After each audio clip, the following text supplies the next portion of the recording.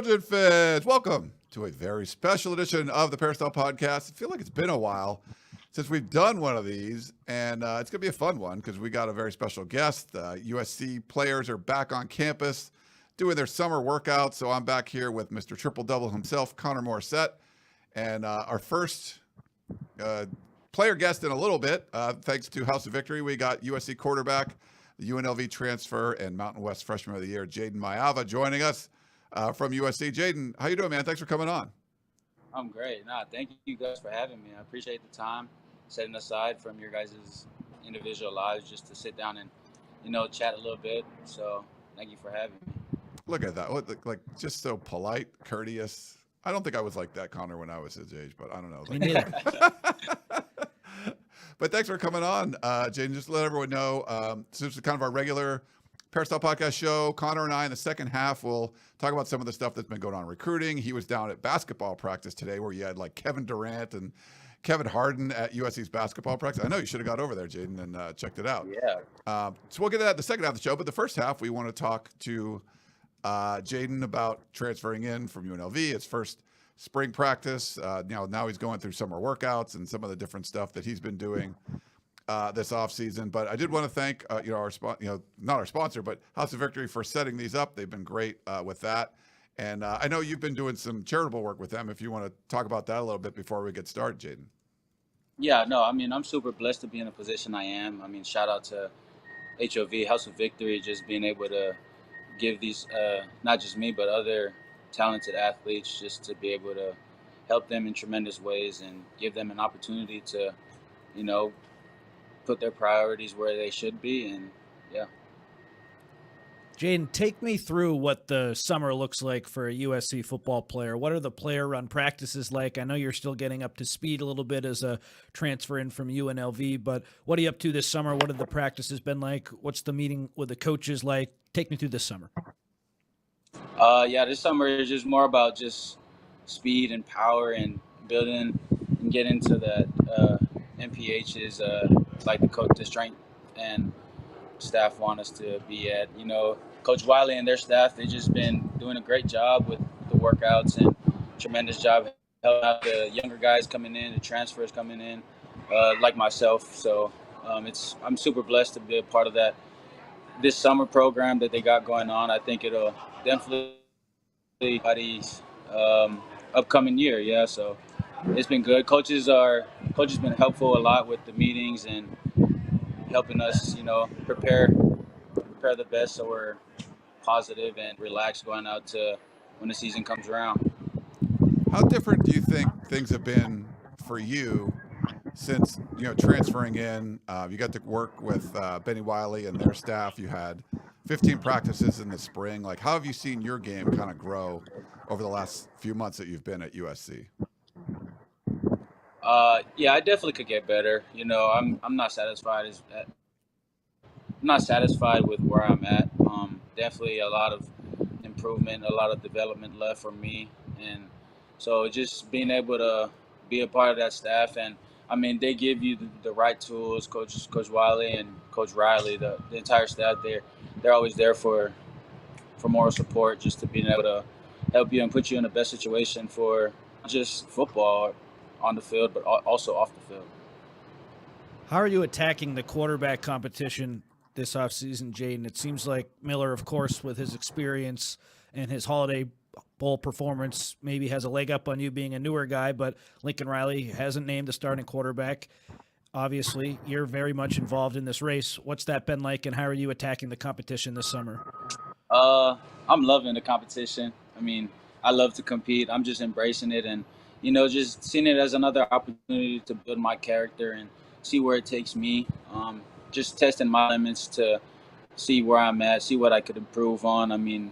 With everybody, Miller and Jake Jensen, Gage Roy, all those guys that are in the QB room. We got 2 other additions. Just being able to, bounce off knowledge to each other and the dialogue that, Mill's a super smart guy. So, he's a great guy to learn from. And also just to, carry on the different legacies that Coach Riley has. I'm very blessed to be given this opportunity, and I'm very happy that I get to compete against the best. Where did you kind of assess how you performed during the spring? You got the 15 practices in. Like, how did you feel you did? Your first kind of time working with Lincoln Riley in that offense.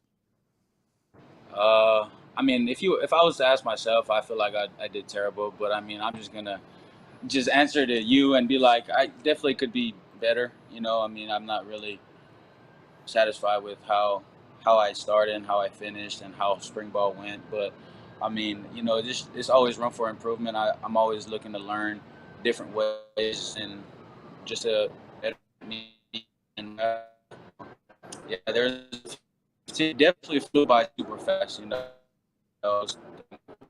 went by in the blink of an eye. I could remember back in January. I remember my recruitment here. I committed, and then those 15 practices are already gone. And in the middle of summer, so yeah. Seems like you're hard on yourself, but that's what a lot of good competitors do. I'm curious, Jayden, we've heard you work with a new quarterback coach in the offseason, separate from USC. What are those workouts like? Who are you working with, and what are you trying to improve on right now?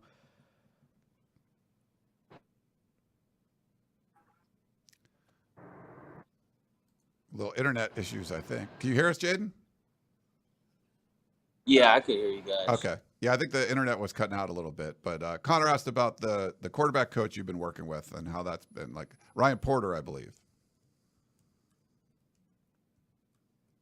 He might be frozen. We'll see if we can get... you there, Jayden? Might be better off going inside on the Wi-Fi, maybe. Yeah, I think there's still Wi-Fi out there. It looks like. Thought that was an interesting answer about he thought he did terrible during the spring, but yeah, he holds himself to a high standard. All right, I think we lost him for a second. We'll see if we can get him back. Yeah, I mean, there we go. I think you back. All right, I think we're back. Okay, yeah, sorry about that. Like, looks like internet issues and stuff, but yeah, I think it's on my end. I mean, definitely on my end. Connor was asking about, I believe the new quarterback coach you're working with is Ryan Porter. Yeah. So I mean, diving into Coach Porter, I love working with Coach Porter. I actually just started working out with him, and I mean, don't get me wrong, like, don't take this the wrong way, but it was love at first sight.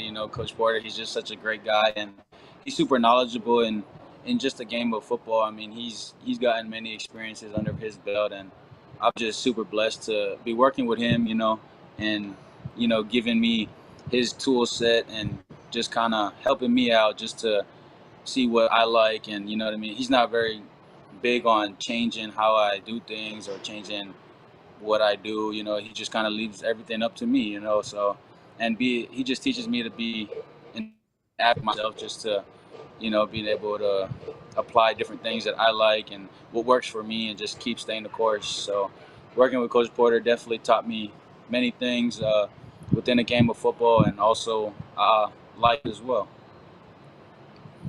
Jayden, I'm curious too, you committed to Georgia before USC. Why ultimately did you choose the Trojans, and what went into that decision? I might be bad luck every time I ask. Try to talk to them. Yeah. I don't think the internet's been great over at USC. It's not that busy over there, right? Like, it shouldn't be too bad. You there, Jayden? Yeah, he's outside. It's beautiful. It is a nice day. A nice day out nice there. Summer day. We'll see if Jayden kind of comes back on this one, but yeah, that's a tough one. When the internet's not going and we're live, so that's that's kind of what we would deal with here on the Peristyle Podcast. We just we roll the punches. Yep, roll the punches. I haven't did you get to talk to him much in the spring? I believe he spoke once or twice after practice, so definitely once. Yeah.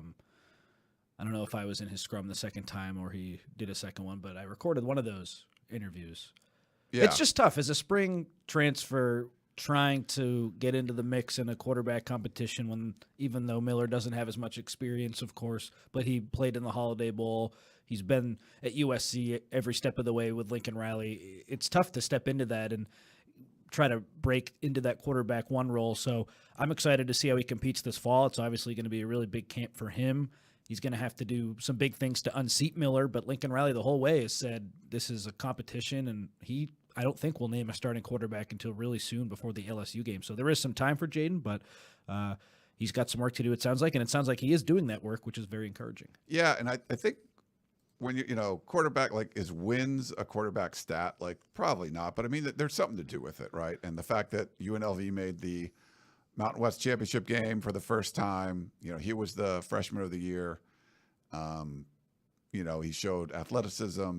I think there's a lot of, if you're looking at a young quarterback, a lot of potential there. And I think that's what you want. The fact that Georgia was interested, that's probably a good sign no matter what. What you think about USC, Lincoln Riley obviously knows the quarterback position. So that's why he's a very interesting prospect. That's why we wanted to be able to talk to him today. And hopefully we continue to talk to him, or we can just kind of talk about him while we're waiting for him to reconnect the internet. But for fans, it's like, yeah, I mean, we all know, we've seen, Miller Moss has been around the program a long time. And I think it says a lot with, Jayden came in, I think, with expecting to go out and, like, win the starting job. And if he didn't feel like he performed at a high enough level, and it sounds like, I think he's going to be as critical on himself as as anyone would. And it sounds like he is. And I think that's, like you said, it's the right attitude to have. It's like, yeah, I just wasn't good enough. So, but, he looked pretty good from what I saw. So it'll be interesting to kind of see what he does here going forward and how much it changes. I mean, a lot of these players seem like they've changed, with these off-season workouts and stuff. So curious to see what he does. We talk a lot about, too, how Miller has more experience at USC, but in terms of actual college football game experience, Jayden has a lot more than Miller. Miller's logged 171 career offensive snaps, and Jayden Maiava started 11 games last season at UNLV, threw for 3,000 yards, 17 touchdowns, and the 10 interceptions. So he's pretty much played a full season where Miller played the one full game and had some backup opportunities as well. So I think that's another interesting part of the discussion. It is a big jump, though, of course, UNLV to USC, so that's something that needs to be addressed as well. I still believe Miller Moss will be USC's starting quarterback when the Trojans take on LSU in Las Vegas, but it sounds like Jayden's doing a lot of good things, and he's pushing Miller every day, which is, again, all you can ask for. Yeah. Well, we can kind of just get into our regular show, I guess, and then hopefully he'll come back. So it's been, oh, here we go. It looks like, all right, this might be a bit of a problem because it's like a different, it might take me a second to add his,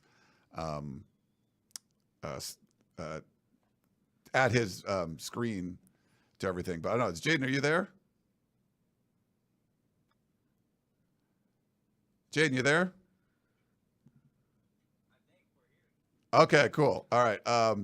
That's good. So we'll, no worries. We'll, so we have Jayden on the line. So the way this works, sort of like how the sausage is made, I need to add, he's on a different screen now. I need to add his shots to all of our little views there. But Connor, if you want to get in, you talk with him, I'll start adding some of the shots and we'll get this going. But sure. Hopefully my bad luck streak here runs out every time I've asked you a question, Jayden.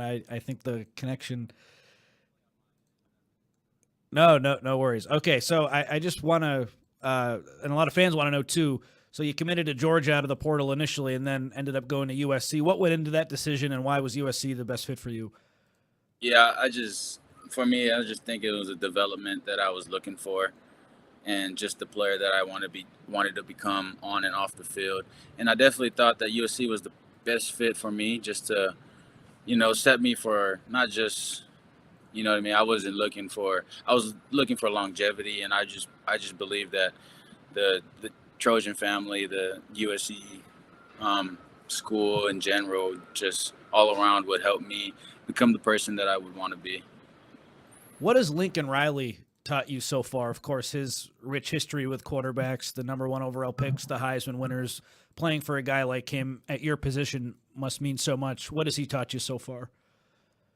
He just taught me just a different processing within the playbook and the different the schemes, the different, just the plays, the playbook, and different knowledge that he has. And he's taught just a lot of different life lessons, just leading up to, where this is going to take me, just to, the relationship that I'm building, and definitely still looking to learn more, especially from an incredible guy like Coach Lincoln Riley. It all speaks for himself for what he's done and what he has, so definitely blessed. What was his recruiting pitch to you when you were in the portal? Of course, you were going to have to come in and compete, but I'm sure for him it's probably funny to say, look at all this stuff I've done, but it is such a good recruiting pitch. How did he get you to come to USC? What did he tell you? It was more so of like, what do you want to do this, or is this the type of step that you want? Is this really what? It was kind of just up to me, really. He gave everything that he wanted. He threw out a whole bunch of stuff, but it was really up to me and my decision of what I really wanted and for myself and my family. So I just fit. Don't get me wrong, Coach Lincoln Riley is such a great, incredible, electrifying guy, and just the history that he has, and I'm just super blessed. That's the best way I could put it. I'm just super blessed to be in the position I am, and just to even get a conversation to sit down at dinner with him and his wife. So just being able to have that connection and that relationship. So, and it seemed like he was really engaged to our conversations on my recruiting trip. So that really stood out to me. How has the chemistry been between you and the other quarterbacks in the room, and then with Luke Hewer too, now working with the quarterbacks? How's that those relationships developed? It's developing for sure. Yeah, I think.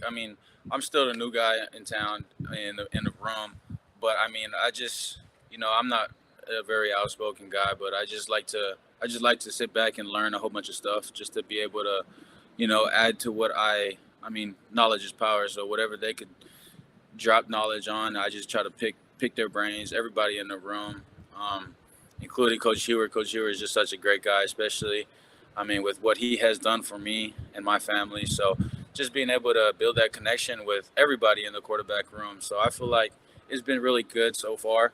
I hope it stays that way, So yeah, I think I'm very happy to be in the position I am. I know we're in the end of June here, so this might be too early to ask this. Lincoln Riley has said ideally it's one quarterback, but have there been any discussions about potentially using you for a series and maybe just to try to give a defense a different look? Say Miller does ultimately win the job. Have there been any talks about you maybe coming in for a series, showing your running ability a little bit, just giving defenses a different look? Have you had any conversations like that at all with the staff?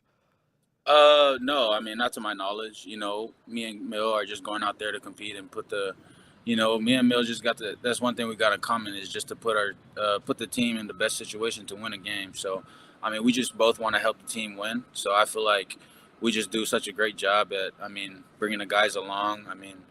Mill's definitely a good guy to learn from, like I said earlier. So just, piggybacking off of Mill and being able to bring the team around and bring the team closer, just to, like I said, put the team in the best situation to win games. What's your first impressions? It's new look defense for everyone at USC with a bunch of new staff members and some new players and stuff. But what were your impressions of seeing that for the first time in the spring? The defense is,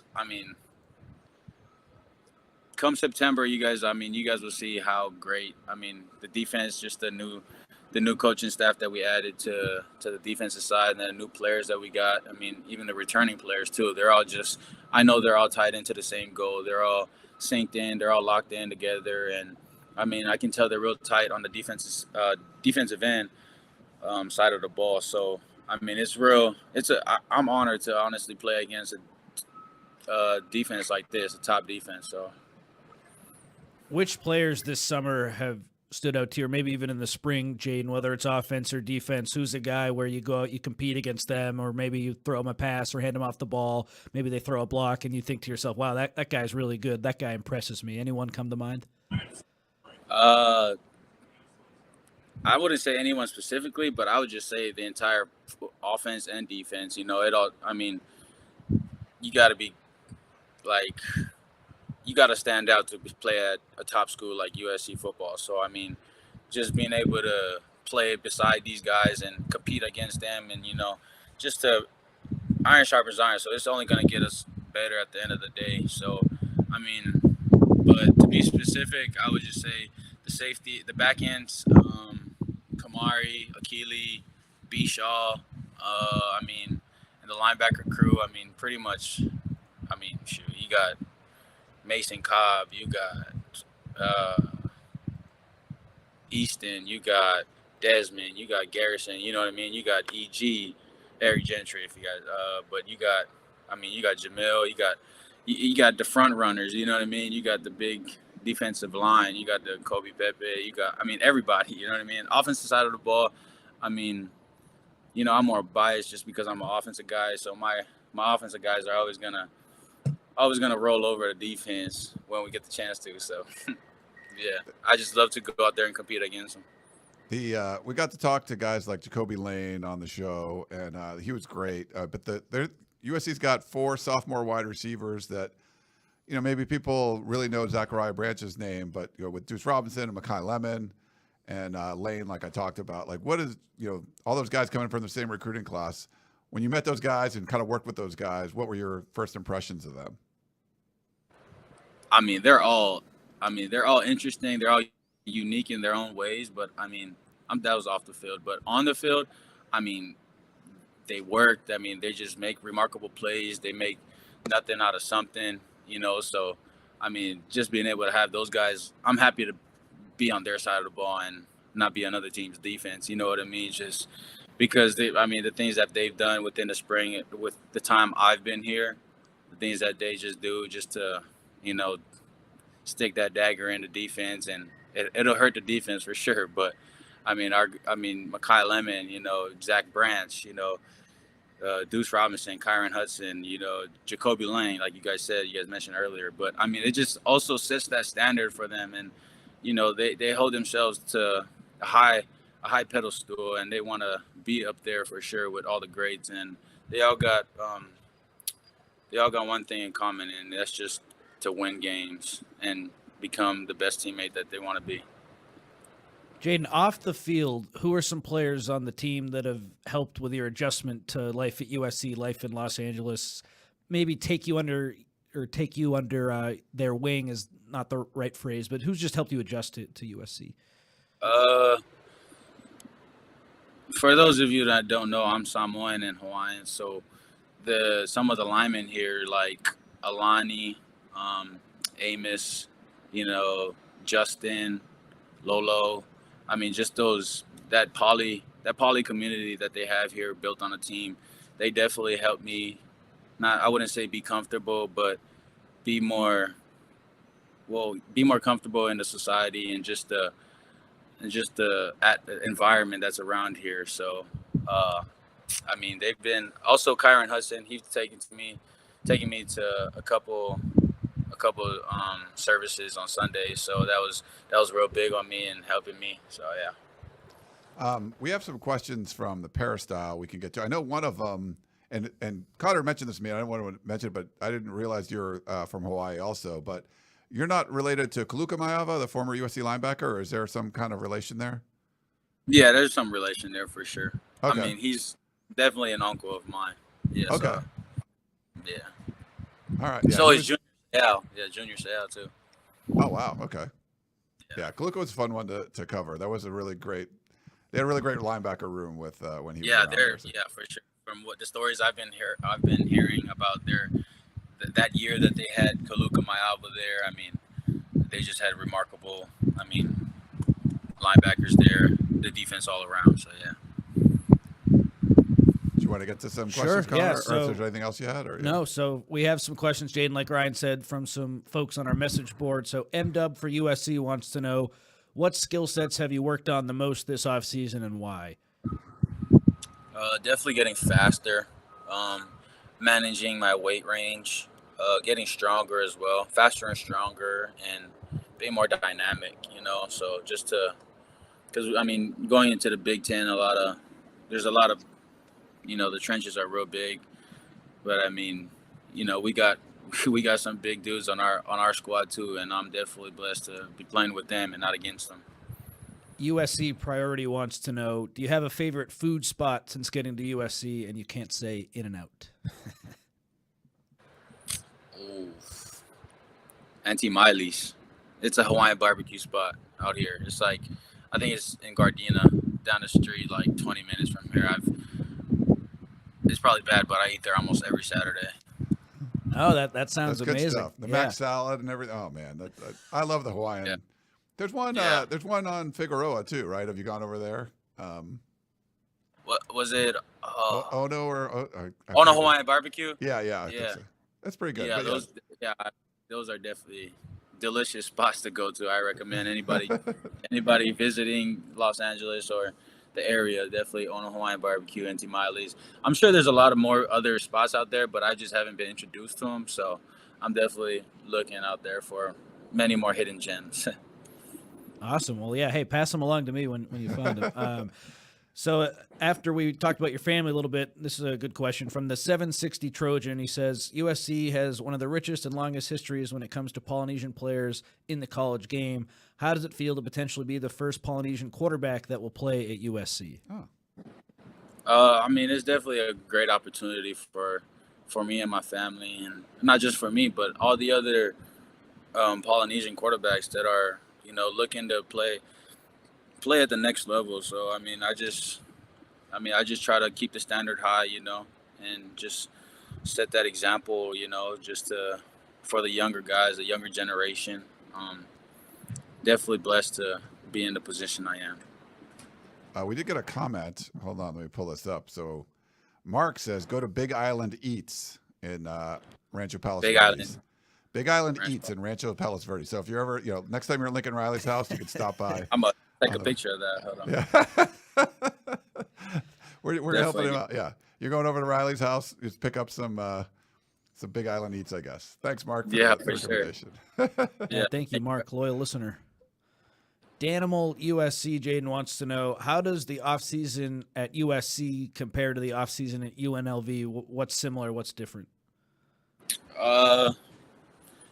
Not many differences, but a lot of similarities, just in the fact that every offseason you want to go into the offseason having that mentality of, we're going to win games, we're going to get better, we're going to, just get closer to our teammates and coaches, and just to put in the time, just show up to work and do all the work, and then it'll pay off eventually. So, I wouldn't say the similarities, the differences is more so, the approach, just the different approaches that they have within. It could be whatever. It could be anything, like summer program, the workout programs, the meeting programs and whatnot. So, it's all different, but similar in many ways. We talked a little bit about the wide receivers earlier. HB Trojan 88 wants to know, which receiver is the most underrated on the team and why? Ooh. That's a tough question, so we can skip if you need to. No, I would say all of them are underrated, and they all have the great potential just to play at the next level for sure. Anybody who has the time who takes their time just to watch our practices, come out and watch football practice, they can definitely speak on the receivers' behalf on just how electric they are, how detailed they are in their craft and in their work. So, it's definitely, I would say one that stood out to me was Makai Lemon.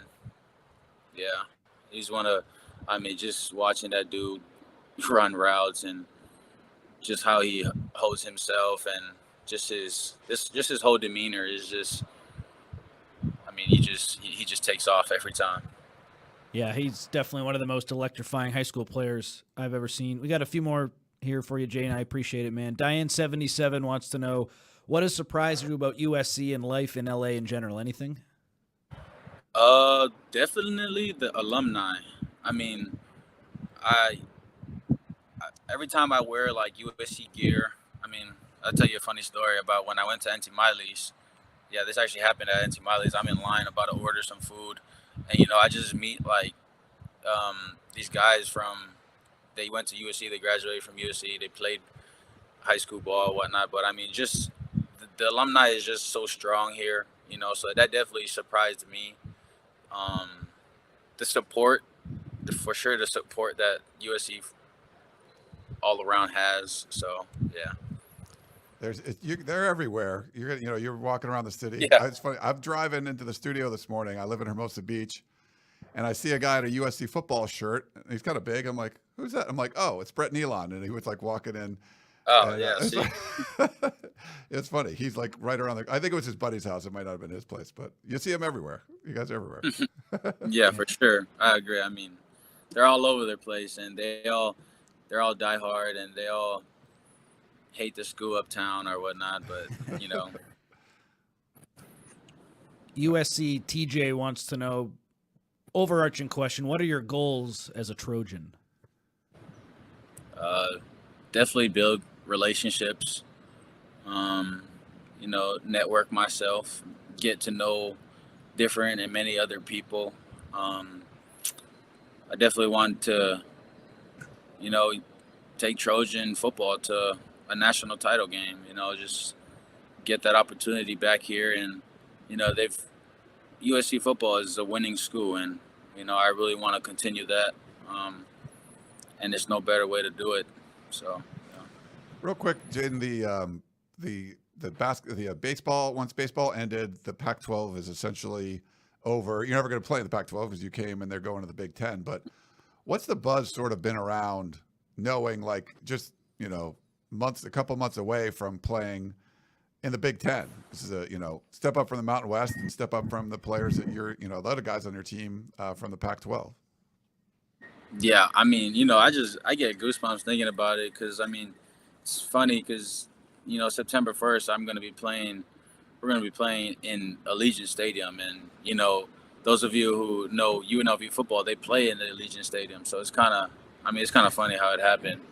So I'm just going to go back to playing there September 1st. So, I mean, I think it's truly a blessing just to be able to play a big an SEC school on September 1st. So, it's a great opportunity for us Trojans to go put us on the map for sure. Whammoo 1975 wants to know, who are your favorite quarterbacks to watch, either past or present?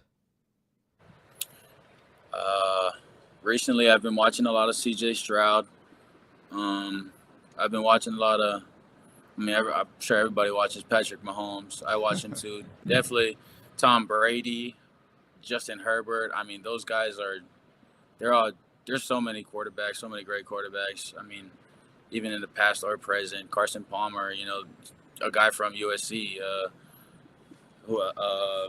even Matt from USC also. They're just all great role models and great examples of, setting that standard for the next generation. And the last one from our message board comes from SC Grad 96. He's going to make you pick another player again. If you had to pick one running back to be in the backfield with you when you get into a game for USC, who would you choose and why? Oh. That's tough. If I could, I don't want them to hate me for this, but if I could, I don't want to choose one specific person. They know if I wanted to choose, I would choose all of them. So, but eventually, you only have one, or actually you can have as much as you want back there, I guess. But I'd probably just say Woody Marks. Yeah. Not a bad Woody, for sure. Yeah, we had him on too. He was great. It just seemed like great locker room guy. You do as well, which is great to have you on. Everyone we've had on, thanks again. Shout out to House of Victory. All of you guys have been amazing on here. Hey, are you excited for well, it's not NCAA football, but the college football video game? Are you a gamer? Yeah. Well, I play a lot of some Madden here and there when I got time, but I mean, I'm definitely excited to be on a video game. I think that's so sick. I mean, yeah, you all get I guess they all give you a little cut if you opt in, and you get to see yourself on the game. And I think you get a free copy, right? They give you guys a free copy. I'm not sure. I don't know the details of it, but Yeah. I mean, I hope so. Yeah, I thought that's what it was. I don't know. Maybe it's I haven't played those video games for a while, but I might have to go buy like a PlayStation or something just to play that one. So Yeah. that'll be good. But Jayden Maiava, thank you so much again for coming on, and again thanks to House of Victory. If you guys want to donate, you can go over to houseofvictory.com. A lot of information there. We had stuff up on the screen, the QR code and everything. If you want to get in there and help them out, help out players like Jayden through House of Victory and the work they do there. But Jayden, thanks again. I don't know if you want to give like a fight on and a little shout out. We can, we'll let you go. Fight We on. appreciate it. Yeah. Oh, there No, you go. thank you for having me. I really appreciate you guys. I mean, you guys could be doing 100 other things, but you guys chose to sit down and have this conversation. But I definitely appreciate this conversation and this time that you guys, set aside for me. So I appreciate that. Thanks for having me. We appreciate it as well. Jayden Maiava, hey, we'll give you some applause on the way out. Thank you. Thanks very much. Everyone watching, we're going to take a quick break and we'll come back and we'll let Jayden go. And we'll be back in a minute, everybody. Thanks again, Jayden. Thank you.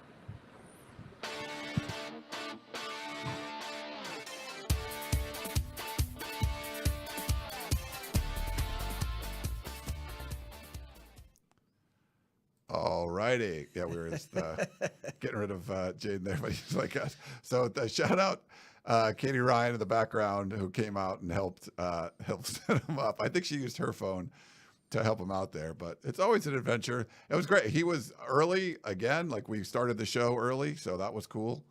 And we just had some internet issues and stuff with his phone, but we got it going. Mark says, great interview. Thanks, Mark. Yeah, we appreciate you tuning in and hope you guys liked it. But he was good. I don't know. We recapped a little bit already with it because of the break in the middle, but he's a great kid to talk to. Really great kid to talk to and really respectful. And you could tell he really meant a lot that he was speaking to us. And hey, I feel exactly the same. I'm honored he spoke to us. So that was great.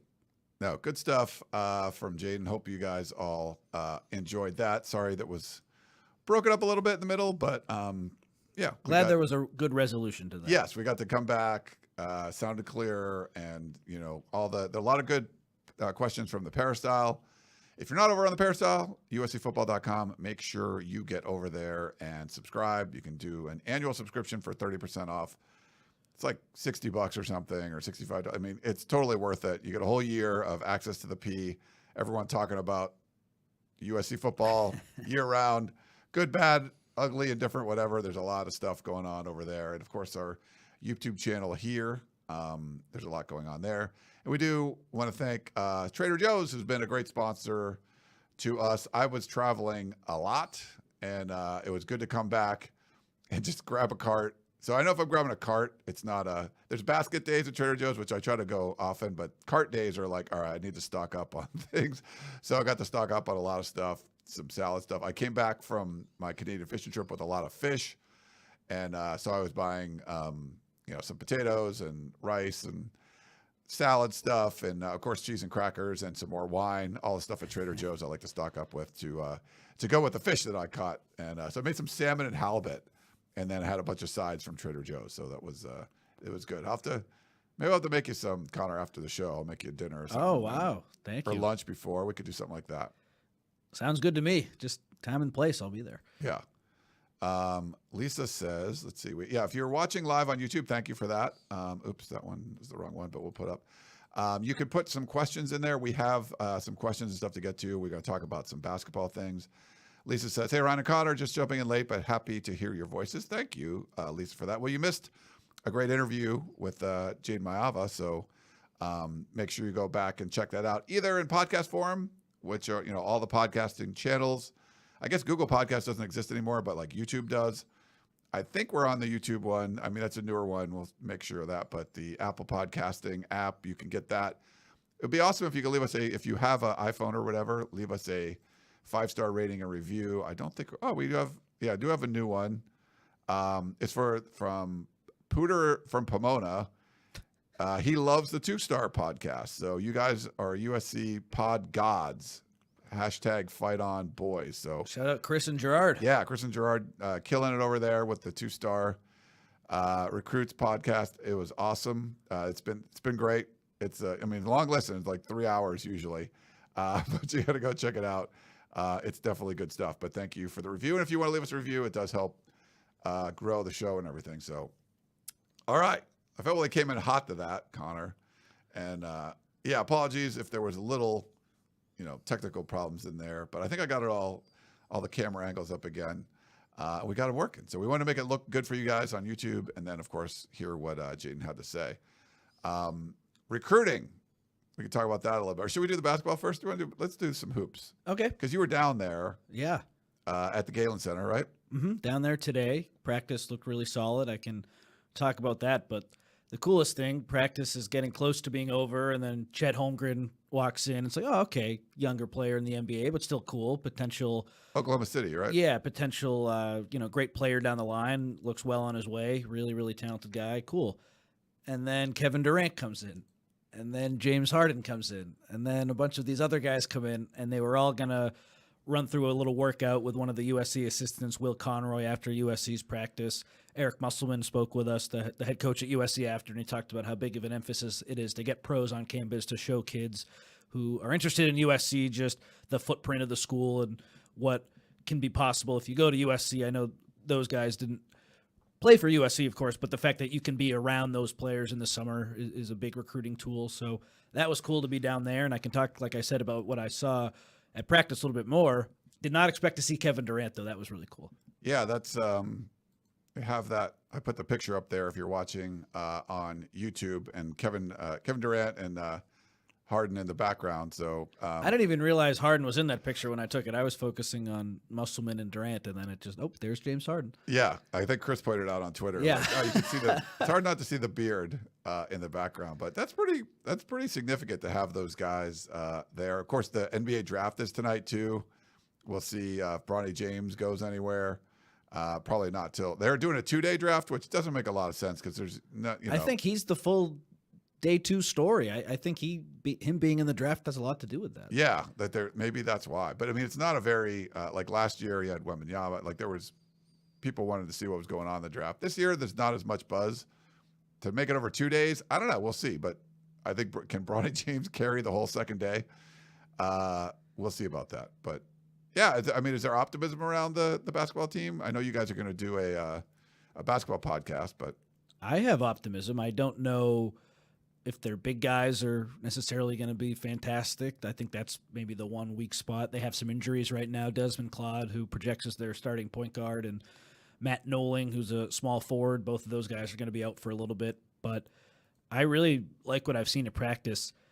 Eric Musselman runs these guys into the ground in a good way. They are getting in shape. A lot of the guys are in shape. Some people are still getting up to speed, but the practices are so fast, and they emphasize really trying to get to the free throw line and playing quick and working hard on defense. All typical basketball things, of course. What really stands out to me, though, is just the speed of the practices, and it's a lot different than some of the other college practices I've watched. Some of the players, most of them are new, of course. We talked to them today. Terrence Williams, the transfer from Michigan, he talked about how the speed has been different for him, too. But I don't want to compare him to the Celtics, but for a second I will. Boston, they just won the championship in the NBA, built on wings. Jason Tatum, Jaylen Brown, they can throw all these versatile players at the other team's best player. And USC, they do have a lot of really good wings. St. Thomas, Chibuzo Agbo come to mind. I think Desmond Claude, even though he's a point guard, he has a wing-like body. That really gets me excited if I'm a USC fan. They might not have a ton of size on the inside, but they make up for that with a lot of these wings, and positionless basketball is a big thing today. I think it's a real new age roster, and we'll see how the pieces all fit. But that's probably the most exciting thing for me. A lot of really, really talented wings are on this roster, and I think the team has a chance to be pretty good. You got a Celtics reference. Yeah, there you go. Of course you did. Of course you got a yeah, that was fun watching game. What was it? Game 3 with you, Ryan? Yeah, that was I awesome. came down. Met some of my friends. Connor was at the north end, yelling a lot of bad things. No, just kidding. Yeah, no, yeah. Connor was, I was the yelling at craziest Doncic, fan for sure. in the bar. The craziest fan in the bar. Like, I don't even think it was close. Like it was like, okay, Connor. I brought over a pitcher of beer. I had a couple that got out of there. Like, I'll let you. I think when I came in, they were doing well. They were like, "Oh, you're good luck." That was the game they almost blew the 22-point lead. Yeah, so. I think they got down to 2 or something. Yeah, whatever. Yeah, But there's a whole new roster, right? Like there's only one. Yeah, like whole new roster. Harrison Hornery is the only returner. And then I'm talking about the wings. They have two true freshmen who I thought were really good today, and Jalen Shelley and Isaiah Elohim. Isaiah is from Sierra Canyon. He grew up in the Valley. He had the play of practice today. They were doing some 5-on-5 work. He beat his man off the dribble and then had a big-time two-handed slam. He's really raw. His jump shot's still coming together, but I really think 2 or 3 years in college for him, and he has a chance to be an NBA rotation player for sure. So a lot of things to be excited about. Of course, it still has to fit. Everyone's excited about their team in the offseason. Eric Musselman continues to talk a lot about that. But I like what I've seen, and I just like the vibe from the team. It seems like even though everyone's so new, a lot of guys like each other. These freshmen, they're confident. They're filling their roles really nicely. No one's afraid. I love the assistant coaches, Will Conroy and Quincy Pondexter, Anthony Ruda. These guys are getting after it in practice. Conroy and Pondexter, guys who played in the NBA, they are actively participating in practice too, which is really cool to see. So vibes are good, and we'll see what happens. Jose wants to know from the chat, do we make the tournament this upcoming year? I'll say yes on June 26th because I just like the team. They're so old. Like, it's not like you're relying on these one-and-done freshmen. It's like, can they play in college? Can they not? I think USC, the team's basketball Twitter handle the other day put out that in terms of minutes played from last season to this season, this USC roster has the most minutes played of any team in Division I college basketball. So they're really experienced. The one worry would be there is all this experience. You can only play 5 guys at once. Yeah. So the rotation should be pretty big. And we'll see. And chemistry too. With all the, I mean, everyone's coming from different teams. Yeah, and they do have some injuries at the point guard spot with Claude, so they're going to look totally different when he comes back. It's not all good, of course, but I do think they can make the tournament because I really like that they're experienced. I like that they have those wings. I think defensively, say they have a game where they don't score as well as you'd hope, I think their defense can keep them in a lot of games, and that's encouraging.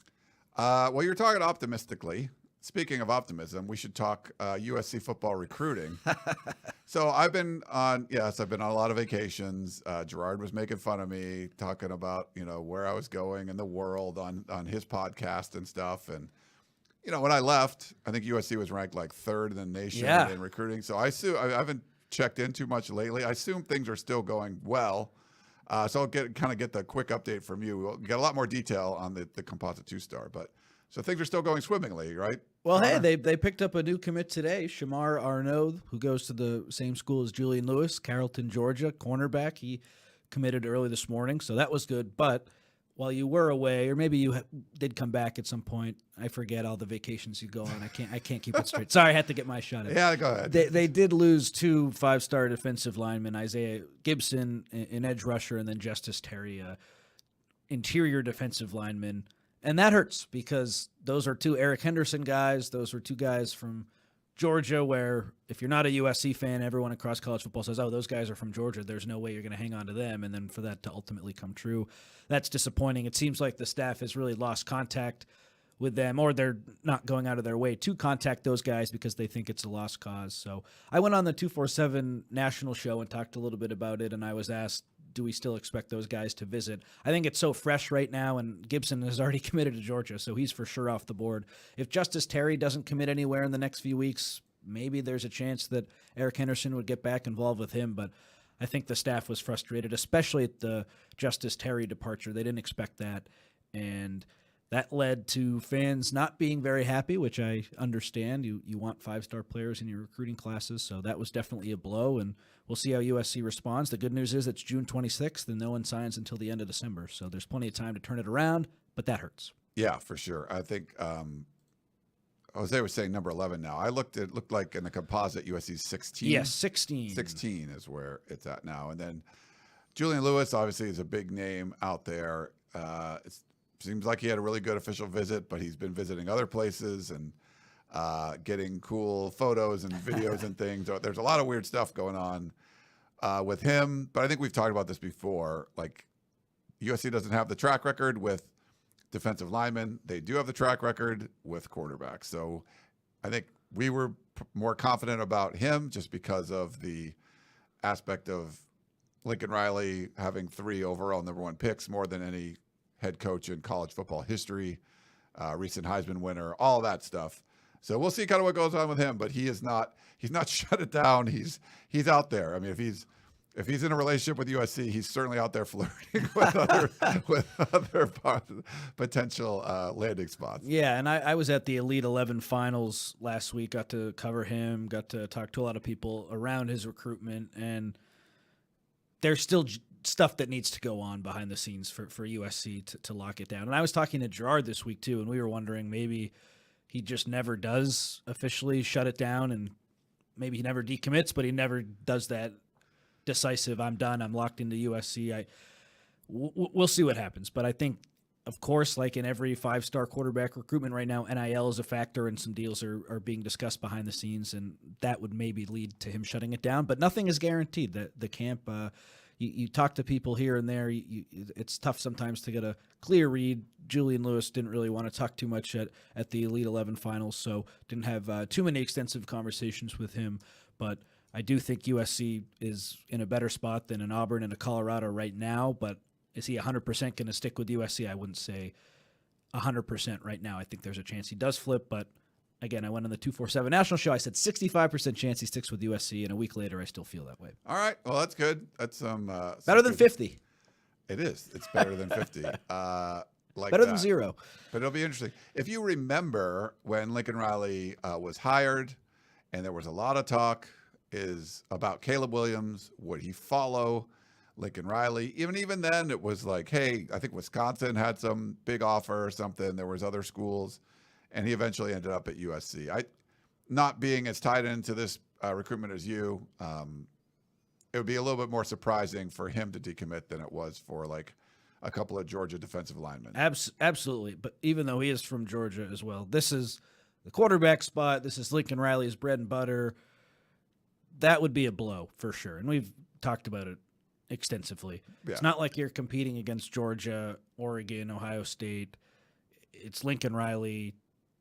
You can't lose this to Auburn or Colorado or Indiana. Like, that's a really, really tough blow. The having a teammate commit is probably a good sign. Certainly one. I think someone posted because the Rivals had like their 5-star camp or something going on. I think there was an interview with our old friend like Adam Gorney, and it didn't sound like he was. He said USC was too far away, and then he committed. So diversion tactic. You gotta love it. That's what happens. Okay, we'll talk to the kid, and he'll say something, this is blue, and then it's green the next day. Like, you just don't know. Like, it's that stuff happens. So people had fun bumping that one because we do have a few like kind of doom and gloomers. I don't know if you've noticed this, Connor, the USC fans, that just like the whole world is collapsing and USC football is going to fail to exist by July because things are going so poorly, and they're happy to point out things like that. See, I'm telling you so. He's not coming here, and then he commits, and you're like,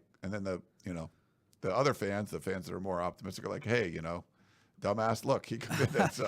Well, I actually talked to Shamar after his unofficial visit to USC because he came out to the Elite 11 to watch Juju. And I did not get the vibes that he was going to commit. I didn't really say that publicly. I was texting behind the scenes a little bit. First of all, it was down at Mira Costa High School, pretty much on the beach. Yeah. He was freezing. He only had shirt and a T-shirt. He was a T-shirt and shorts. Yeah, the beach is not warm. And it's not, yeah. And I was talking about that. He's like, yeah, this is not what I expected at all. Yeah. Said the visit went well, but he didn't really give it a glowing review.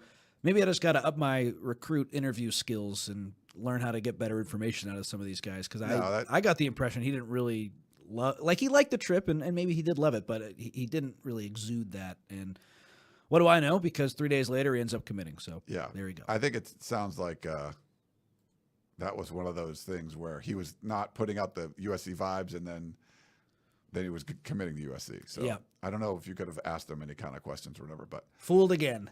All right. Well, we anything else? We can get into some questions because there's a lot of talk about USC recruiting. A lot of we got some positive, some mostly negative. I'll start off with a voicemail from our buddy Curtis. Here you go. Hey, Ryan, it's Curtis. Okay, we lost some recruits. I'm tired of recruiting right now because we've learned from the Helton years. If you don't win the year before, you're not going to recruit that well. I'm sure after we won our last Rose Bowl, the year after that, we recruited pretty good. But when we had dismal years like last year, you ain't bringing in the best. Who wants to go to a team that looked like us last year? You got to win now. You got to concentrate on now. We got to beat LSU by a point. I don't care. We got to play Michigan at Michigan after they play Texas the week before. And we have a bye the week before we play at Michigan. Just beat them by a point. Then beat Penn State by a point. I have no problem with that. At home. Then beat Notre Dame by a point. I don't care. The rest of the schedule looks very manageable. But if we don't win now, you can forget the recruiting. Money don't make a difference. You got to win. So let's do that, coaches. Curtis from Moreno Valley. First, I'd say money absolutely makes a difference. Yes. And even if you win. well, I get the Or sentiment. Yeah. Auburn got crushed last season by New Mexico State. Sorry about that. No problem. And they have the number 8 recruiting class right now, not number 1 in the country. And these are fluid. Stuff can change before December. You don't technically have to win the year before. It helps, though. I don't want to totally disagree with Curtis. That makes certainly a big impact in recruits' minds, too. But it's not something that has to happen, as we see with Auburn. Clemson didn't have a fantastic year last year. They're up there in their recruiting rankings at 7. Penn State, they never win the big games. They're at number 6. Oklahoma lost to Arizona in the Alamo Bowl, I think it was. They're at number 5. So you have some teams who, a lot of them except for Auburn, did do better than USC last season, but it's not like they're winning at this sky-high clip, and that's why they're recruiting. They just kind of have their act together a little bit better than USC does, and I think that's the unfortunate reality. And I think in this situation, like I get it, Curtis. I think it's different for every school. USC's situation is unique because they had a very clear failure on one side of the ball. And I think proving the concept of, hey, we're going to go out with a better defense and a better scheme and play well. And maybe we don't have the depth on the defensive line that you want or the superstar power, but we're still going to be effective. And then I think that would open up more opportunities for USC on the football side to look, if you're a defensive lineman, like, okay, I see what they're doing. If Eric Henderson can coach Aaron Donald, he can coach me. But it's hard. It's good that I think you get that initial bump when he was hired and you get those, the big commitments there, and then they kind of back off. Because I think the proof of concept, you have to find out if this is really going to work. I think it would have been different if USC switched direction on the defensive side after year 1. They did not. Disastrous year. Defense was awful. And I think winning is going to show you something. And proving that you can play with the big boys in the Big Ten. It's a very challenging schedule, but also I think a gettable schedule because you don't play Oregon. You don't play Ohio State. LSU's losing their quarterback. Michigan's losing a lot. Washington's lost a lot. There's a lot of opportunities to beat good teams. I think there's a lot of high level teams, but maybe not elite teams on USC's schedule, but enough high level teams that if you have your ducks in order and you can beat them, it's going to show a lot. But there's a lot of those teams you could lose to too. And if you lose to all of them or most of them, it kind of shows your ducks aren't in order. And that's a big problem. So I do agree that winning is very important for Lincoln Riley and USC now for recruiting going forward. Doesn't necessarily mean that for everybody, but even if you don't win, you can drop some bags nowadays and get some guys. I think to the point about winning, USC down the stretch the last 2 seasons, nice Holiday Bowl win, but before that, last year, not a good end of the regular season, of course. The year before, losing to Tulane, losing in the fashion that USC did to Utah when the defense just couldn't stop anyone. USC under Riley so far, they haven't finished a season strong. So this year I'm looking to see if they can do that. I do think that's important. And the way the schedule lines up, Rutgers at Washington, Nebraska at UCLA, Notre Dame. Notre Dame, a lot of people think are going to be good. But the rest of those games, in theory, should be winnable for USC. Can you go out, hit 5 games in a row, maybe 6? You play Maryland the game before on the road. Can you finish a season strong? That would tell me a lot because I think USC has the opportunity to be really, really good in 2025. We still got to do the 2024 season first, of course. But build some momentum, get people excited, because the last couple seasons it sort of ended with a bit of a whimper outside that Holiday Bowl game. I think that's important, and that could help recruiting too. Yeah. Connor, real quick, this is like way off topic. Okay. Are we wearing the same colored shirt? Yes. Okay. So this is crazy. So I have, my shirt looks way different on the camera than yours, which is funny. I have so I have a webcam like right in front of me. So if you're watching on YouTube, it's an older webcam, and I have like higher end cameras that you can dial in the focus and stuff. I need the higher end ones. I need all the help. You got the higher end one, yeah. So I'm looking at him like, wow, the color is very different. So sorry, that's very off topic. Well, that's probably good because we don't want people thinking we're wearing the same. I was like, oh, we're not wearing the same color shirt, but we really are if you're watching on YouTube. But it's just a different camera, so I'll have to look into that a little bit. All right, from one voicemail just went. This is a more critical one.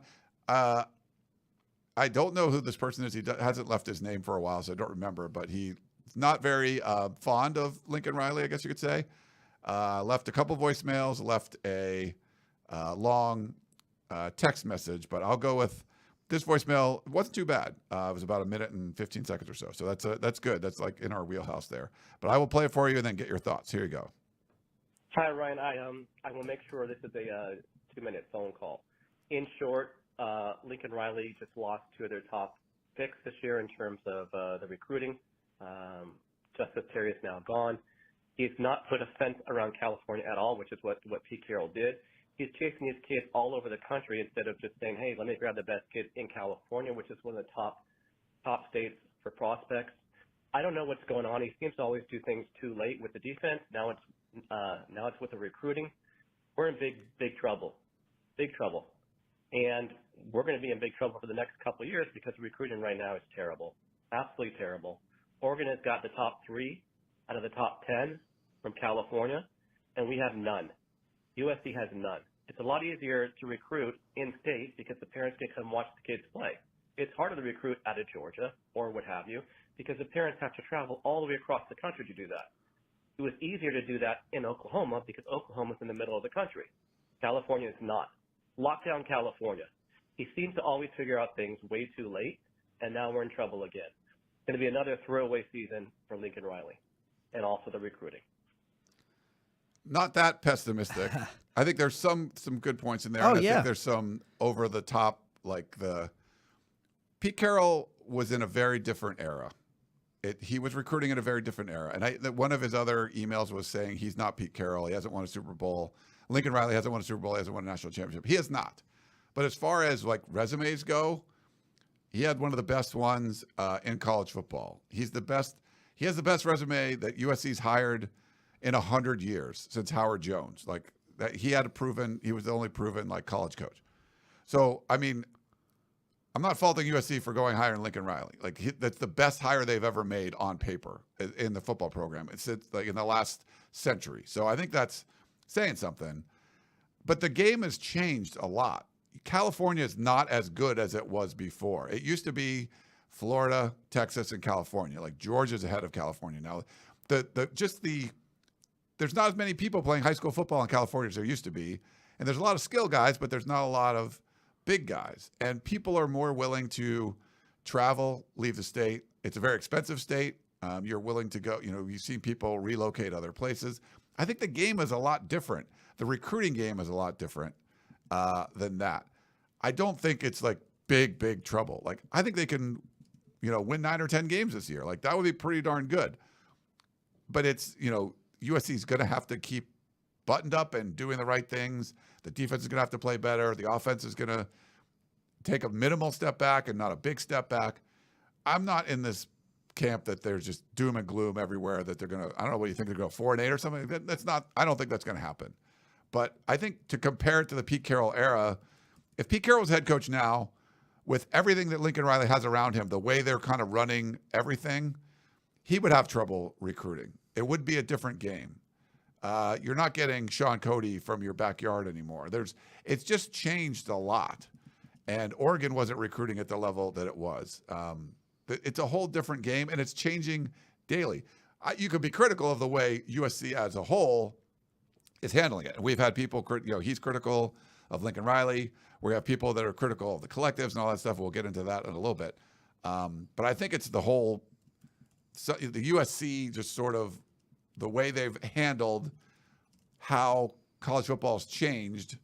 USC's been slow to adapt along the way. And I'm not blaming, any one person like a coach or an athletic director or a collective or boosters, whatever. But I think as a collective, not the NIL collectives, but just as a collective of USC, the culture around USC wasn't really built to handle this pay-per-play, where places like Texas A&M and Oregon and Tennessee, and we're even in with Ohio State, I think they were more willing and ready and able to sort of embrace this new world. And I think USC was fighting it even when it was going on, and now it's here. And so we're seeing some growing pains for sure, but I wouldn't place all the blame on one entity, if that makes sense. I do think they need to recruit California better. And Lincoln Riley, That's true. When he's asked about it, always says we want to go after the right California guys, not just the guys from California. But they have targeted some really talented California players recently and just missed. Kingston Viliamuasa went to Notre Dame in the 2024 class. He comes to mind. And right now I'd be a little bit surprised if Noah McHale ends up committing to USC, but the Trojans are certainly in that. He's a linebacker in 2025. So they have gone after some guys. Mateo Uyunglele, when Lincoln was first hired, he was someone, he came down to Mater Dei to watch Mater Dei St. John Bosco. So they're not going after all these guys. Like, for example, Brandon Baker was a really talented defensive lineman, I believe, in 2024 for Mater Dei, and USC, they didn't really even go after him. So you can be frustrated about that. You can be frustrated that they're missing out on some guys too, of course, but it's not like they're just ignoring California as a whole. They are trying. I don't want to give them points for trying. You got to close the deal.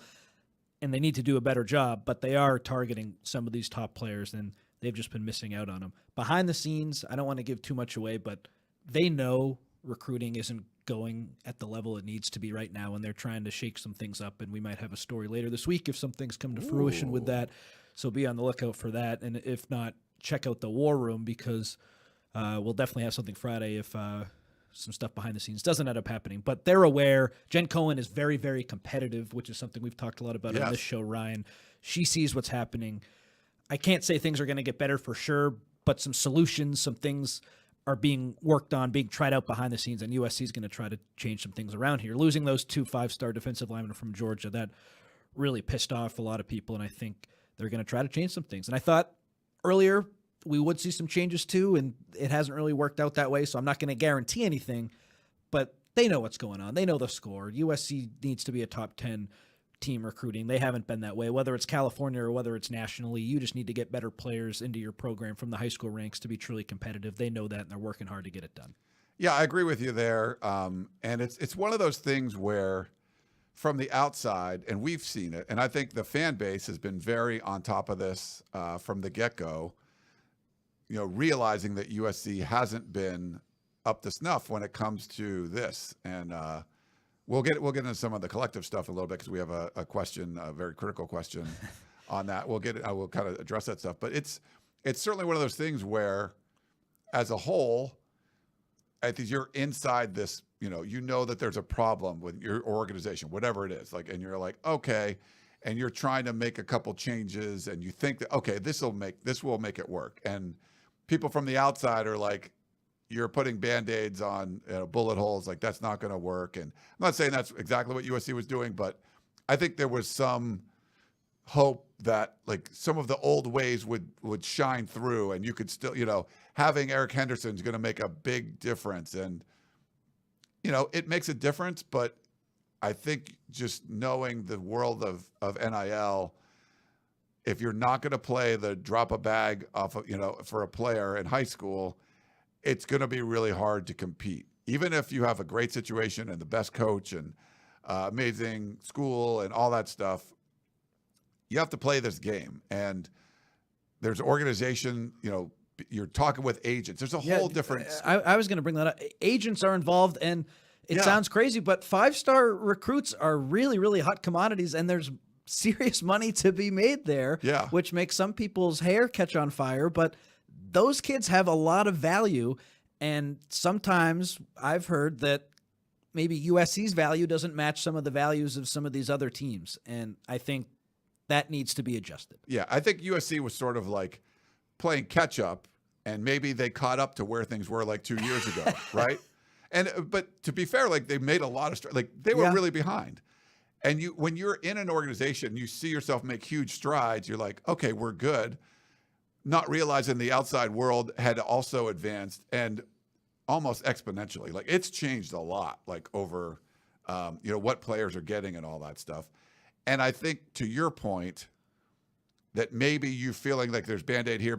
Oh, we got a little bit more here, and this is going to be good. And wow, we're talking to USC just started talking to recruits about NIL. Like literally, it was just a few months ago or something when the ruling came down for the Tennessee and Virginia one.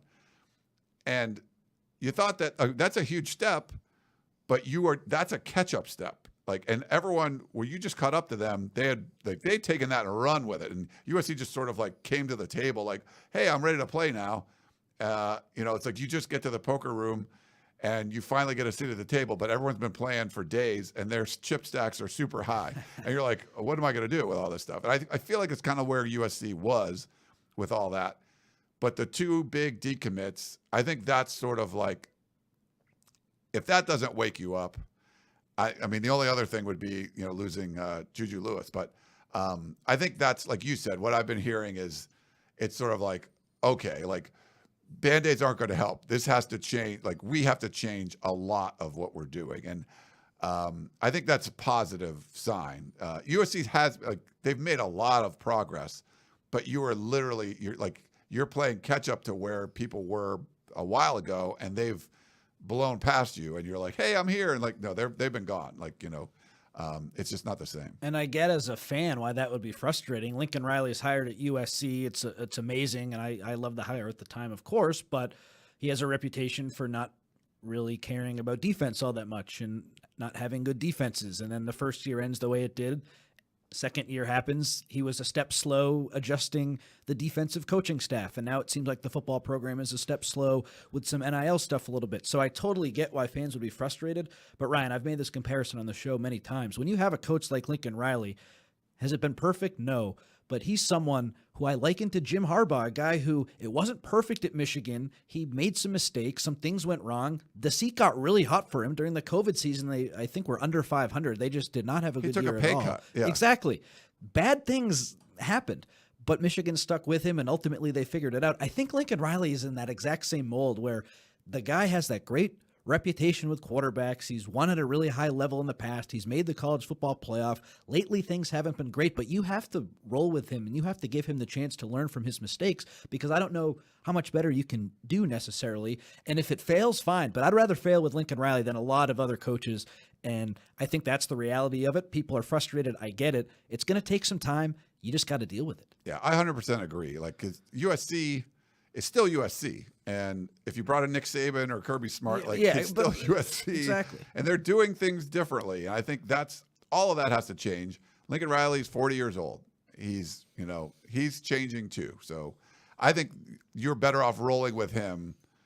They're not going to give him a pay cut like they did with Jim Harbaugh, but they stuck with him, and I think there's certain people you don't want to stick with. I think you've put enough into Lincoln Riley that it's worth, letting him try to figure this out, letting USC try to figure everything out around him. They're all growing, and bring your program up to the 2024 where other people are. Like maybe they're 2022 now and they need to catch back up. They made a lot of progress, but everyone else did too, so you have to do even more. We had an email from Alex.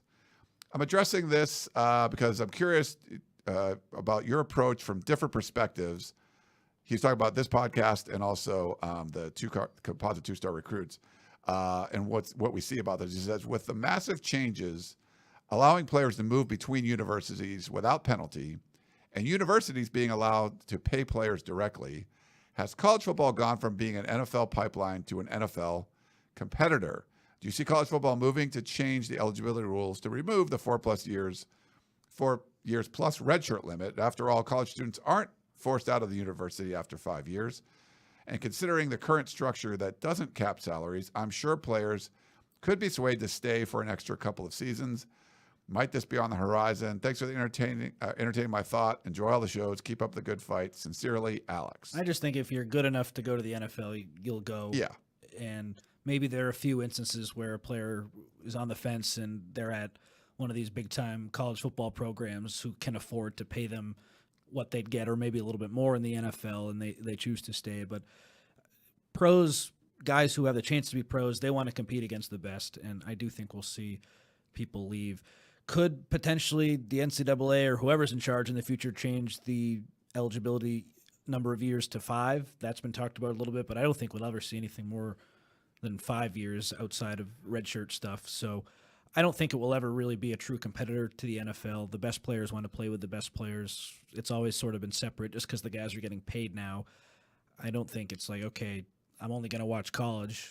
If you only watch college before, you'll probably only watch college now. And if you watch both, you watch both. I don't really see much changing in that regard. Yeah, I agree with you. I don't think it's a competitive thing as far as like the NFL is the NFL. You know, that's college football is not. They're doing some things that are like the NFL, but they're not necessarily. They're not. I don't think they're competing with the NFL. There's going to be people that are suing over any NCAA rule, and I think there could be, you know, a decent, you know, mid-major or whatever quarterback, like a group of 5 or whatever they're calling it now, quarterback who would like to stay for 6 or 7 years because he can get, you know, he's at Fresno State and he's getting like really good money, local businesses, and he was not going to make it to the NFL, and he wants to keep playing in college and make money there. And I think there can be lawsuits about that.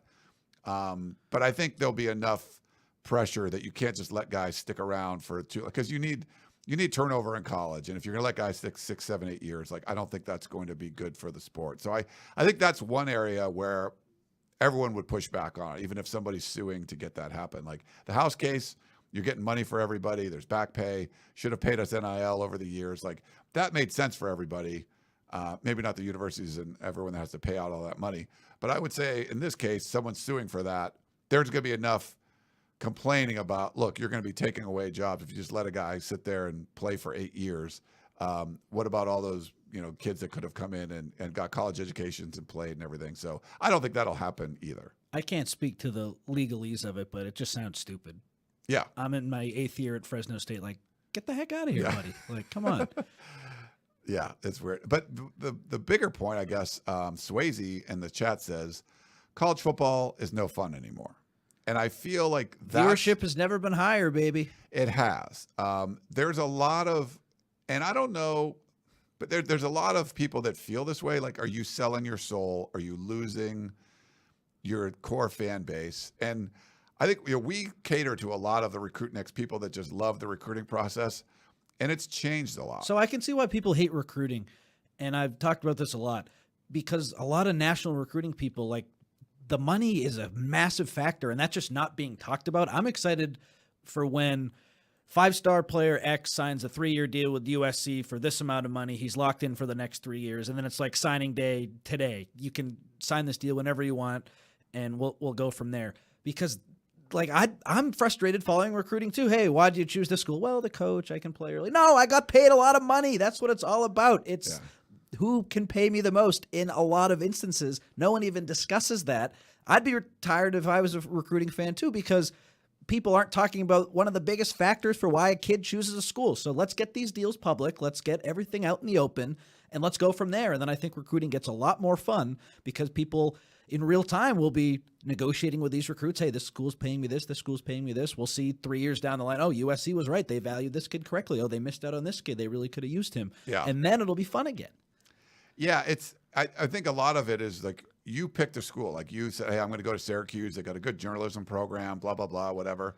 And, you know, Jim Brown might have picked the same, you know, he picked Syracuse for similar reasons. Well, today, Jim Brown would be like, well, they paid me the most money. And you're like, well, that's not why I went there. But I mean, if you're if you get a full academic scholarship, there's a reason you would go to a certain place, you know. So it's changed, and I get it, but it's hard to see the viewership. I mean, viewership is really high. I mean, gambling is making a big, you know, impact in this. The new video game is going to be a big deal. But I'm sympathetic to the people that are like, this isn't as fun as it was. But I think you're still going to enjoy the games. it's just like the offseason is different. And I think college football can do a much better job, move the signing period. Like, I think you could do a better job making it more of a fun offseason in this new landscape, but they need to do some work with that. Gmart Live is in there. He says, this podcast has gone for more than an hour. Stop stealing our format. We're in hour number 2, Gerard. I don't think we're going to get to hour number 3, but yeah, we won't. We'll end this soon. We have one more email, and I don't know if I'll read it. You're on the fence about reading it? Yeah.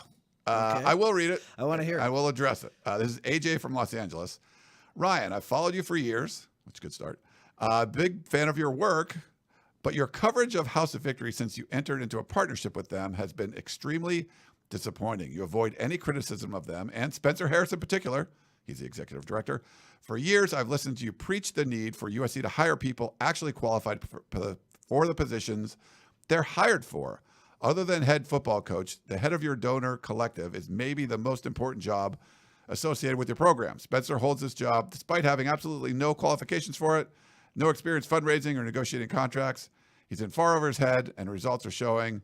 House of Victory continues to be a disaster despite the empty propaganda they continue to spread. Will you please finally hold Spencer and House of Victory accountable for their continued failures? Admit a change in leadership is essential. Please just don't ignore this question. Include your podcast and allay my fears about your conflict of interest. Okay. Well, thanks, AJ, for the question. I think you're a little overly critical there. I would say we've had a nice partnership with House of Victory, and I think that's going to continue. We got Jayden Maiava to come on today. We've had a bunch of different players come on, and it's been awesome. I think it's a great opportunity for them, for the players. They get, they've all been great coming on here. And I've definitely preached over the years, hire people that are good at their jobs. I've been around athletic directors. I've been around head coaches and assistant coaches, and I know what kind of resume, what to expect from them. If you were like a former football player that doesn't have any administrative experience in college athletics, probably not qualified to have that job. I don't know anything about like what it takes to run a collective. These things are brand new. We've seen all across the country collectives be done in different ways. So the more I know about it, I can't tell you who's qualified and who's, I don't know. I mean, it's hard to say what they do and all the people that they hire and all that stuff. But, I think we've all been critical of USC as a whole, House of Victory included. There's Conquest Collective, there's Tommy Group, the head coach, Jen Cohen, Mike Bone, everyone that's sort of been involved in this.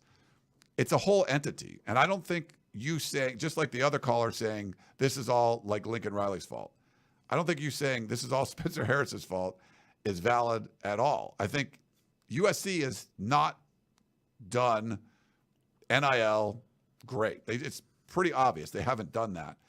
And I think some people just want to have a scapegoat a lot of times. And you're going to point a finger, Lincoln Riley's a terrible coach, or, you shouldn't hire him. They're going to be terrible this year. I don't think that's true. Spencer Harris is really bad at his job. I don't think that's true. I mean, we've got a lot of good feedback from all the players we talked to about how they've taken care of them in House of Victory. And we've had good feedback on some of the other collectives too. We've had good feedback on stuff that Lincoln Riley's done or the assistant coach has done or Jen Cohen's done. But I think as a whole, there's been holes in the entire strategy. And I wouldn't point my finger at one entity. Any one of them. And I think there's probably faults from everyone I've mentioned that they could be doing things better. But to say it's all that, I think the USC philosophy has been taking care of the current players. And the way that the world works in college football for most of those schools that you're seeing at the top of the recruiting rankings is we're paying high school players. And USC avoided that. And there were some schools that did too. USC just happened to be one of them. Once the ruling came out with Tennessee and Virginia, basically those rules went away. But even right away, it was sort of like USC was sort of like, they're kind of dipping their toes into that. And this is one of the things I think now they realize you can't just dip your toes in. You have to jump all in. And you just have to jump right off the pier and get in with all the sharks, because that's where you're going to get these bigger names. So I I don't think there's a conflict of interest there. I can be critical of anyone, Jen Cohen, who I like a lot, or Lincoln Riley, who I like, or Spencer Harris and House of Victory. I like those guys. I can be critical of all of them, and I think we have from different levels. But it's not one of those things where I'm just like, oh, we're not going to say anything bad because we have a partnership with them and they're working with us. It's been great working with House of Victory, and hope we can continue to do that. We love bringing the players and stuff to you, but I know a lot of fans just want to throw blame at them just because, okay, that there's a lot more going on. There's people much, higher than that level that have decisions are made from board of trustees, all that stuff. There's a lot going on. And I think what Connor's saying, if this was like the wake-up call with losing these two, it's not just if Spencer Harris made a bunch of different decisions, this would be a lot better. I think it's a whole thing with USC, the way they've embraced or the way they've handled how this world of NIL and recruiting has happened. I mean, I think there's mistakes around and decisions that were made on the coaching side and administration side, NIL side, that have kind of led to you're not getting the top players that other schools are getting. And I think a lot of it's just the collective decisions of it's a USC thing, I think, not a Lincoln Riley thing, a Jen Cohen thing, or a House of Victory thing, if that makes sense. I don't know. Do you agree with that, Connor? Does that make sense? I think look at the top. That's what I'd say. I think stuff, when it changes, it's not like, Spencer will say, oh, we're going to do this now. No, he has bosses. He has people who give him information and direct him in a certain way. So I agree with what you're saying. And I think if we see some of these changes, they'll have to start at the top at USC. And that's maybe the president's office. That's definitely Jen Cohen. And I think that's Lincoln Riley too. So I'd go to them before I jump down anyone else's throat. That's for sure. Yeah. The contract, again, I don't know what the qualifications are when you're doing this stuff, but there are contracts, there are agents. I mean, Juju Watkins is with Clutch Sports, USC got, they've been able to work with people like her, who's like highly regarded. And I think there's, at least one big booster that was sort of involved with that. And I think on the booster side, and the question is from Bori, is like, where are our boosters? I think some of the collectives and some of the schools that have done really well in this have had the mega booster. If you're Oregon, you just got Phil Knight that's like willing to write checks for whatever. Sometimes you need that. You want that one. I mean, I know it, and it's giving up power too. If you're a coach, you're used to having all this power, but having one guy that you could call and be like, hey, we need to drop a bag with this guy. Yeah, do it. As opposed to, let's try to raise more money from a whole bunch of different people. I think sometimes in this case, having a singular source of like your main source of income being one person, you can be more effective. And I don't think USC's had that. And that's not Lincoln Riley's fault or, Spencer Harris's fault. I mean, I'm sure there's other things you can do to sort of kind of cultivate some of those relationships and grow that. But I think USC would help a lot if USC just had some mega donor that was just like writing checks, and that sort of fixes some of the problems. And then you can kind of work with it from there. Like there's going to be issues that come up and you're like, we can't lose this guy, fix it. And we'll try to fix everything else around it, if that makes sense. Yeah. I don't know if they have a fixer. Yeah. You need the wolf, right? From Pulp Fiction. Is that before your time? No. Yeah, absolutely. Yeah. Oh, you're like, you call the wolf? That's all you got to say. It's like, oh my God, just as Terry, you might decommit.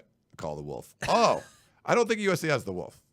I'd be curious to get what Gerard's thoughts about that are. But I would just be cautious. If sometimes the team is struggling and you're like say USC struggling like game 3, and you're like, put Jayden, and Miller Moss is starting. It's like, put Jayden Maiava in. That's going to fix it. It's like, sometimes you just want like one singular fix, and you point at, hey, that was Lincoln Riley's fault. That's House of Victory's fault, or that whatever it is. It's usually never that cut and dry. And I think for USC, and getting back to the other call, about hiring people that are good at their jobs, I think they've been doing that. We talked about Lincoln Riley's resume is is better than anything they've hired before. Jen Cohen, her resume as an athletic director, better than people they've hired before, and they've made good hires. But there's a lot of cleanup, I think, that needed to be done, and it's taken, there was decades of bad hires. Doesn't get fixed by one good one. I think looking at Mike Bone, and I talked about this, he was way better than what USC had. I never said I wasn't sure how good he was. He ended up flaming out because of the other stuff, but he did make the athletic department better. Brandon Sosno was a good hire. He made things better and made it, set up Jen Cohen a little bit better, where now you get someone that's even better at their job, and she's taking over a better situation. She had Lincoln Riley as her head coach. She didn't have Clay Helton. So I think it helps her. And then there's a bunch of changes she's making, and it's not over. I think USC's deep-rooted issues are not overnight fixes. And there's a lot of little things I think that could have changed. If Lincoln Riley doesn't keep Alex Grinch, maybe they're in a better spot. And things aren't, as I think there was just a bunch of smaller mistakes that kind of built up, but the whole infrastructure of USC, I think, was broken. And saying this person did wrong, I just don't think it comes down to that.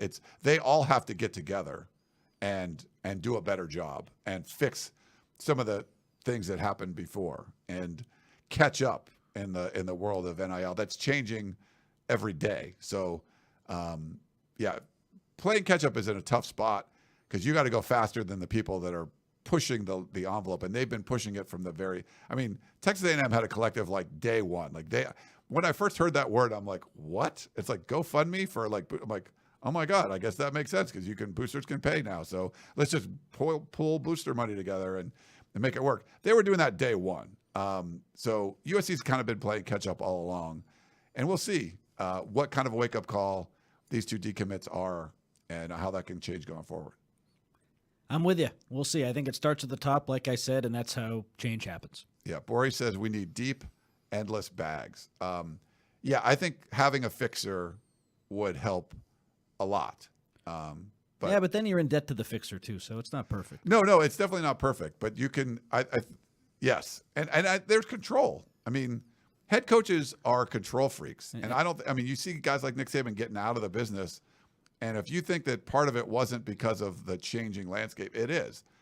And I think there's some coaches that don't want to do it. Dabo Swinney is going to be a really interesting watch. One of the most successful coaches of our lifetime. He's not taking transfers yet, even. So, it's so crazy. So it's some of these guys, there's control issues and there's egos and there's a lot kind of going on. So how much Lincoln Riley adjusts and giving away the right amount of control for collectives to come in and help build your roster. I think there's a lot to be said, and everyone has to kind of grow and change and adapt. And it's going to take everybody kind of coming together. I'm with you. So let's see. Touchdown USC says, appreciate you. Oh, wait. Put the wrong question up there. I'll put it up. He says, Ryan, appreciate your response to AJ's question. USC will figure out eventually FTFO. I think they will. It's just slower than I think people would like. I think next year schools are going to start paying players. It's just changing so much, and I think USC will get there. You would have liked them to be more on the forefront of this, but USC's just kind of always been slow. The first early signing period, they were really slow to adapt to that. Everyone was signing people early, and USC was still thinking February was the right time. That was under Clay Helton, and they fell behind because of that. They didn't realize a lot of people saw, early signing period. I didn't see this coming, but this is not my job to figure it out.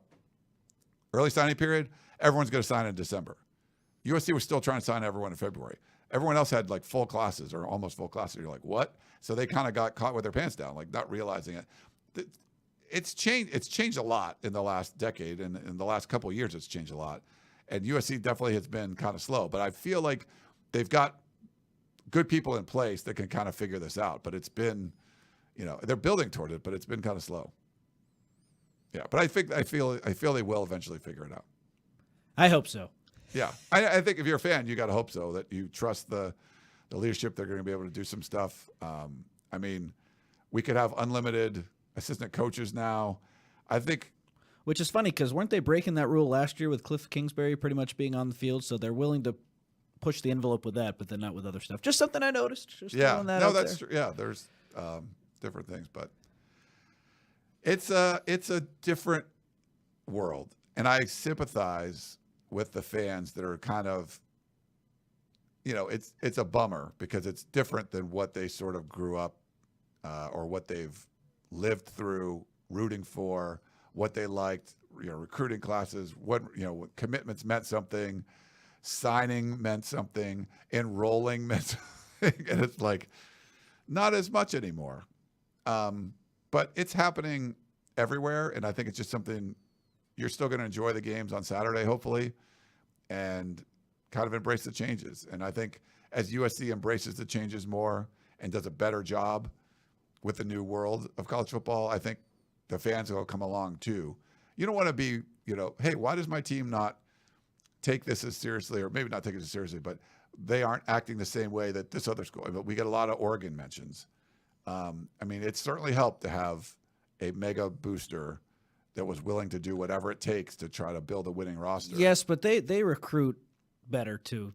At least the old USC defensive assistants, like Oregon's calling kids every day. Like the money, of course, helps, and I've talked a lot about that. So I don't want to say that that's not a big reason why, because it is. But Oregon works really, really hard to recruit these guys too. Dan Lanning is at the forefront of that.